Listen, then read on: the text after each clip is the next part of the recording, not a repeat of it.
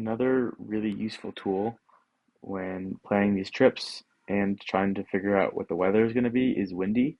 So you just search up Windy, click on this link, it'll bring you to something like this.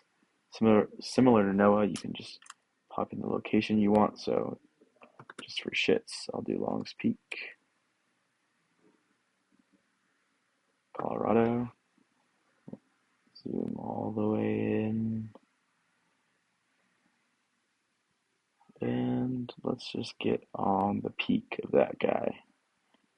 So you can see at the bottom, just a really basic overview. You have the wind and the wind gusts. This is mainly what I use Windy for, is just trying to figure out what the wind is going to be. Because if I'm going to do a 14er, I do not want to be stuck in heinous winds. Been there, not fun. So if I care about what the wind is going to be that day for the objective, then I will check Windy. And then the nice thing about Windy is that you can compare it to different weather models. So each weather model uses a ton of math to try to figure out what the weather is going to be. But the difference between models comes with their algorithms. So it's nice to get a comparison of these different algorithms because then you can get a better idea of what the weather will be.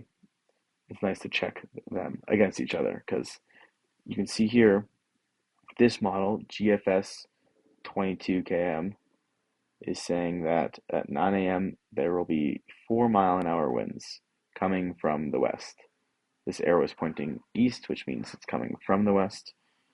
So, but if I scroll down here, Medio Blue, however you say that, says there's going to be 15-mile-an-hour winds. That is a pretty big difference, about 3 times difference. So it's important because if you're looking at one weather model and it says that there might only be 4-mile-an-hour winds, you're not getting all the information because either one of these could be right. They could both be wrong, but it's nice to have all the information and just be prepared for the worst. So yeah, that's generally how I tend to use Windy. There is more to it if you want to explore, but just a simple overview. You can click through the models and you can also see wind gusts when looking at the models, which is important because the wind is only going to be 20 miles an hour, but there's going to be 50-mile-an-hour wind gusts. That makes a difference. So yeah, you have your models down at the bottom, and you can also compare. But yeah, that's a quick overview of Windy. Highly recommend. It's a great tool.